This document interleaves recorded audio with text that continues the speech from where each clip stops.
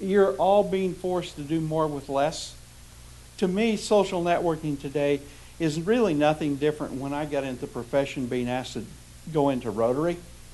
And when you go to the first Rotary meeting, you don't go try to sell yourself as a CPA to everybody the first week. You kind of join in the community and listen, and you kind of become a participant, and then you start to contribute.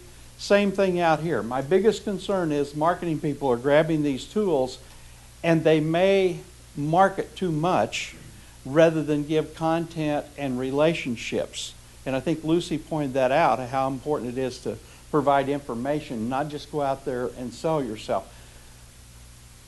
With this social networking, you can maintain a whole lot more good quality relationships than you could through Rotary. And we get caught up, well, how much time do you spend on this?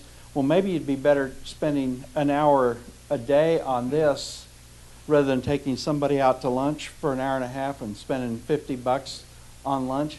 You might be able to have better social contacts. I'm not saying that's the only way, because one size fits one again.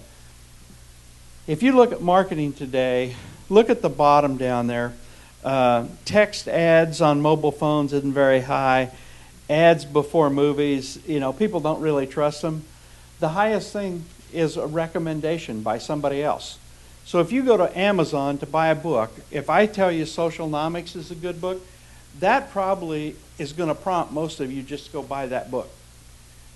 But those who wonder, well, really, do I want to spend $9 or $25? If it's a Kindle, it's only $9.99, I think.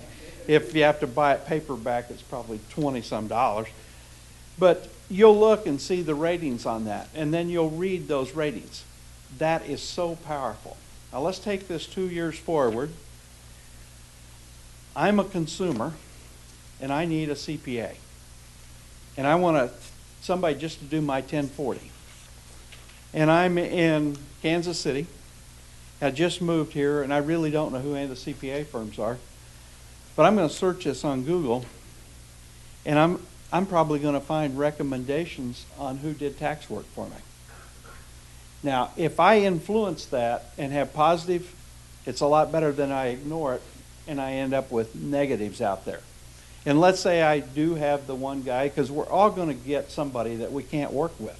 It's just not, they don't like to work with us. They don't want to pay the fee. But if I've got 5 or 10 people that do, they will take care of that one negative person that puts it up there. They'll say, I didn't experience it that way. I've had nothing but great service. Get used to this. Get ready to it, because it's going to happen. Intuit already has the software to do some of this stuff. And I think we're going to see recommendations on the website be very, very powerful. I cross out, this is kind of a personal decision. You can harness the power of this personally. Don't try to get all the partners together and have this discussion. It'll be a waste of time.